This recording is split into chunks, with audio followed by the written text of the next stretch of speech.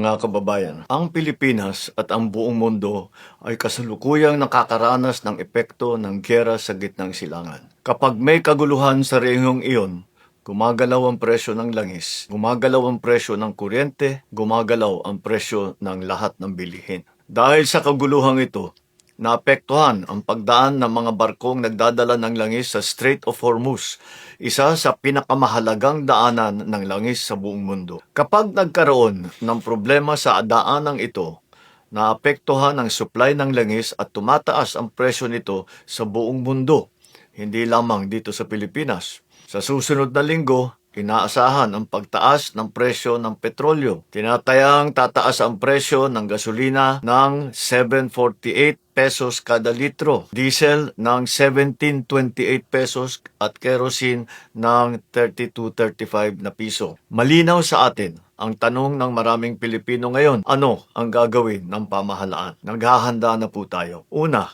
nakikipag-ugnayan na tayo sa Kongreso upang mapagkalooban ang Pangulo ng pansamantalang kapangyarihan upang bawasan ang excise tax sa mga produktong petrolyo kung papalo ito sa $80 kada barrel. Ikalawa, kinakausap na natin ang Kongreso upang amyendahan ang Biofuels Act of 2006 upang magamit natin ang mas murang bioethanol para sa pagbababa ng presyo ng gasolina. Ikatlo, ilalabas natin sa lalong madaling panahon ang fuel subsidy at cash transfer para sa mga apektadong sektor. Makikipagtulungan ang mga ahensya ng pamahalaan at ang mga lokal na pamahalaan upang matiyak na makarating agad ang tulong sa mga nangangailangan. Kasabay nito, patuloy na minomonitor ng pamahalaan ang presyo ng mga bilihin sa mga pamilihan upang matiyak na walang mananamantala sa sitwasyon na ito. Nakikiusap ako sa ating mga negosyante at mga trader, huwag ninyo sanang samantalahan ang sitwasyong ito. Pinapaalala ko sa lahat na ang hoarding at ang profiteering ay labag sa batas. Para naman sa bahagi ng pamahalaan, simula sa Lunes, 9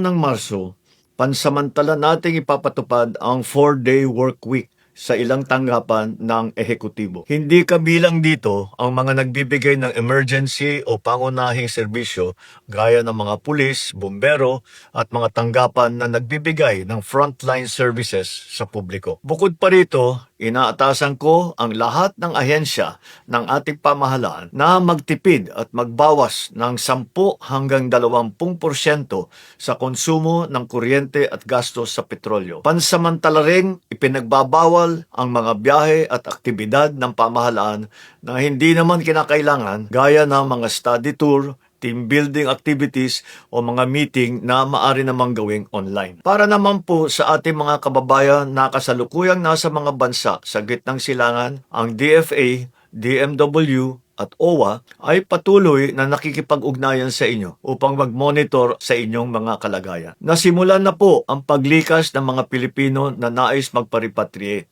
At sa oras ligtas na ang pagbiyahe, mailikas na natin lahat. Mga kababayan, hindi natin alam kung kailan matatapos ang kaguluhan sa gitnang silangan. Biktima tayo ng isang giyera na hindi natin pinili o ninanais. Hindi natin kontrolado ang digmaan, pero kontrolado natin kung paano natin poprotektahan ang Pilipino. Hindi ito ang pinakamalalang pagtaas ng presyo ng langis na naranasan ng ating bansa. Marami na tayong napagdaanan na pagsubok. At sa bawat pagkakataon, dahil sa ating pagkakaisa, pananampalataya sa Diyos, at malasakit sa isa't isa, nalampasan naman natin ang mga ito. Naniniwala ako na malalampasan din natin ang pagsubok na ito. Maraming salamat sa inyong pakikiisa at sa inyong pagtutulungan.